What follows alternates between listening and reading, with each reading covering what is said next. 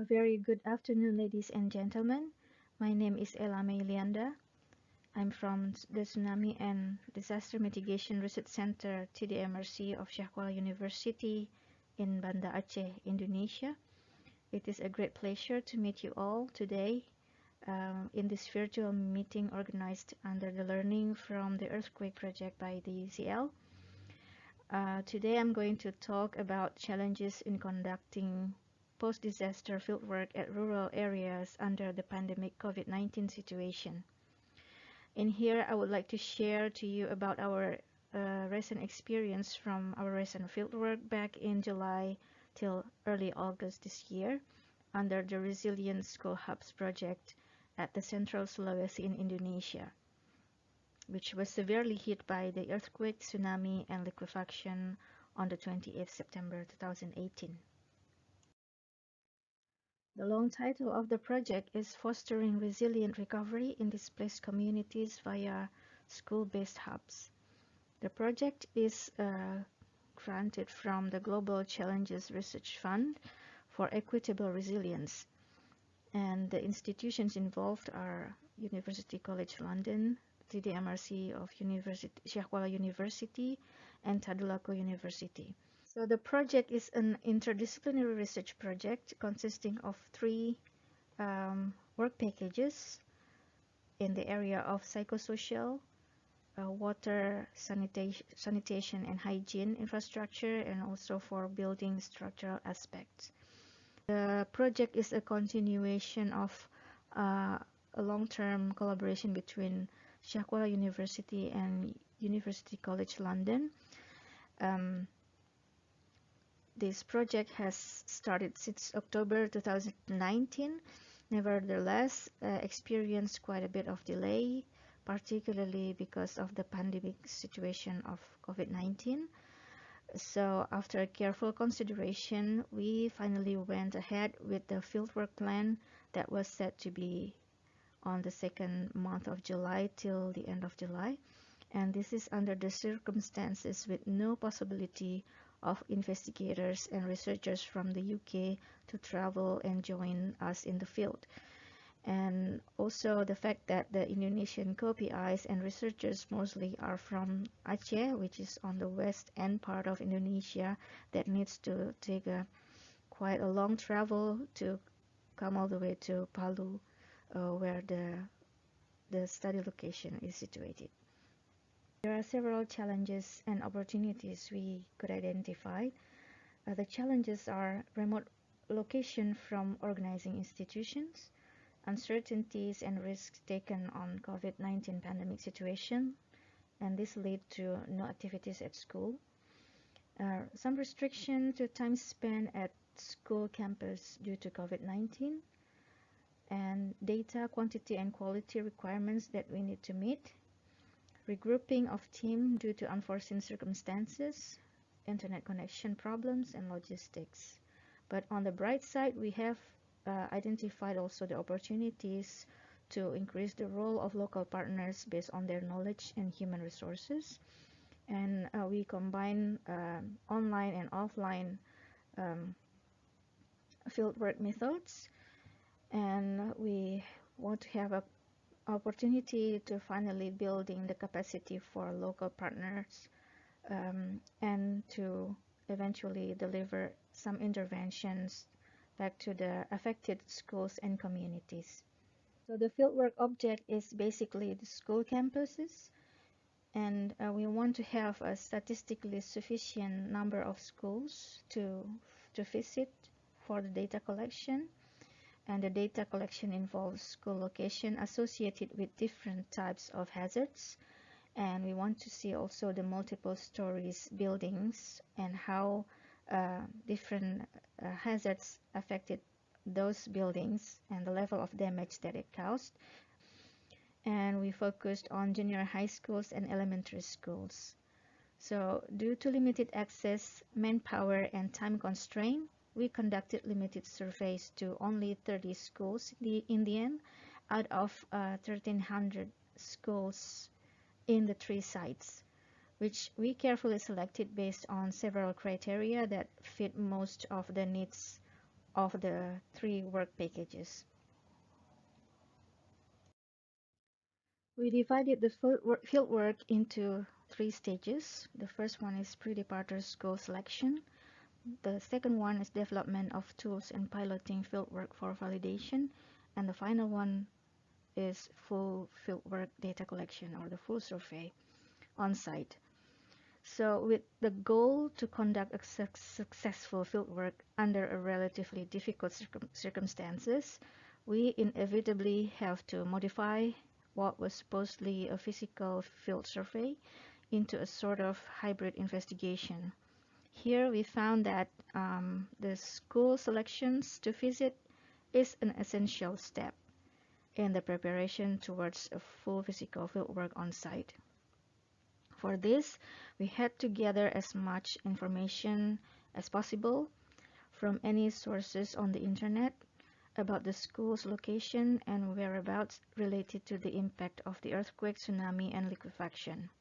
This would go in parallel with the development of tools such as online questionnaire survey, which were discussed and developed throughout several Zoom meetings from the 3 collaborating research institutes, which mostly led by the postdocs affiliated with the UCL.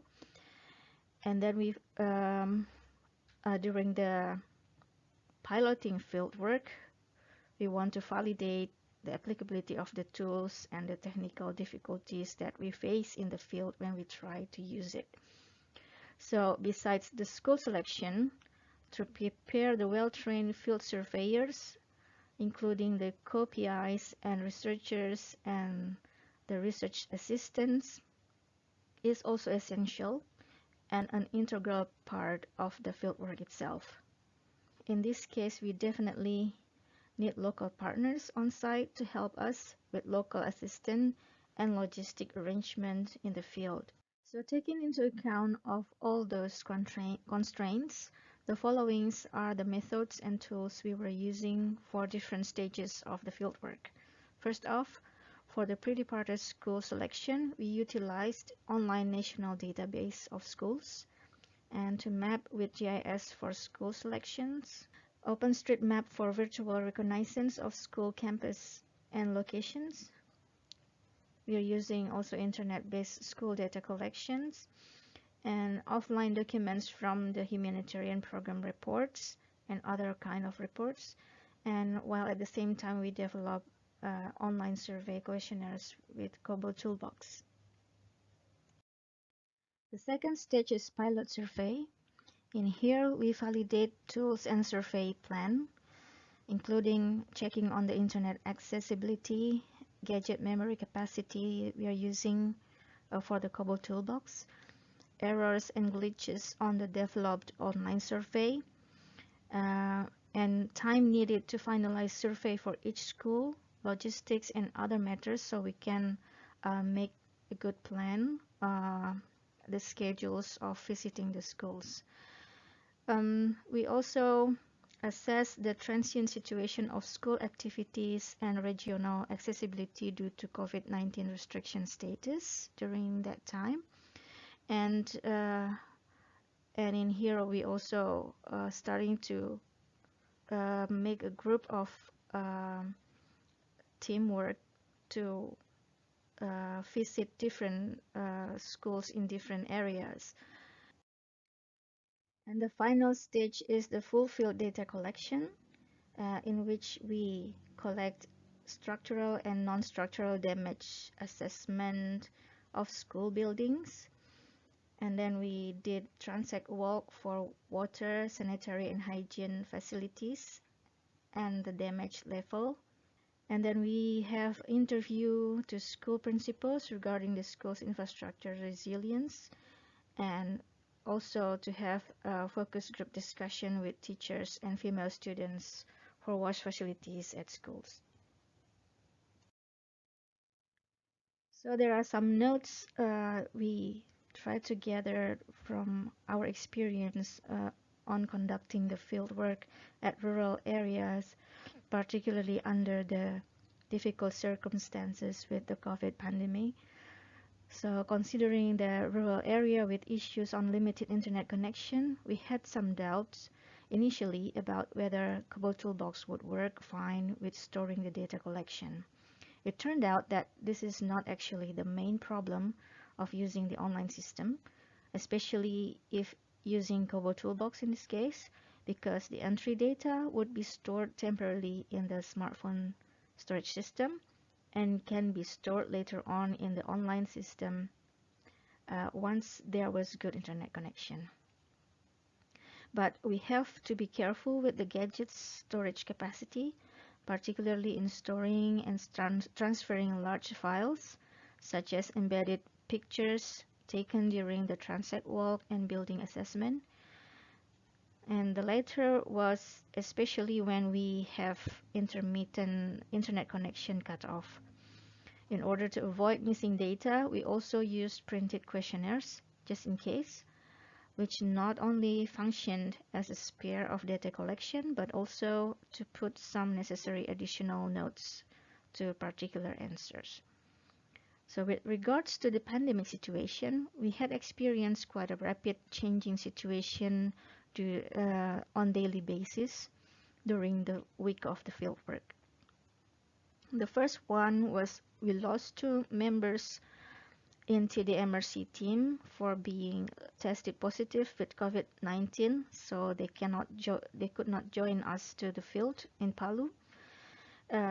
It happened just less than 2 days before the departure, so we have to reorganize the field groups.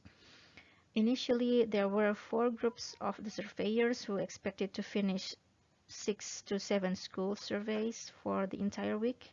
However, we had to squeeze the group into 3 groups with additional number of schools to visit for each group in that week.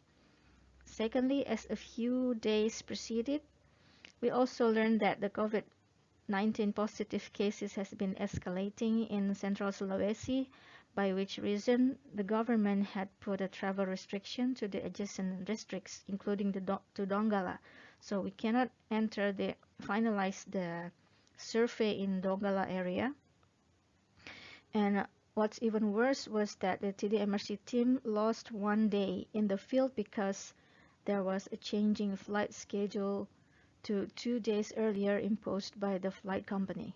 Otherwise, we had to fly back to Aceh 7 days later because there would be no flight schedule from Palu to Jakarta in between that period.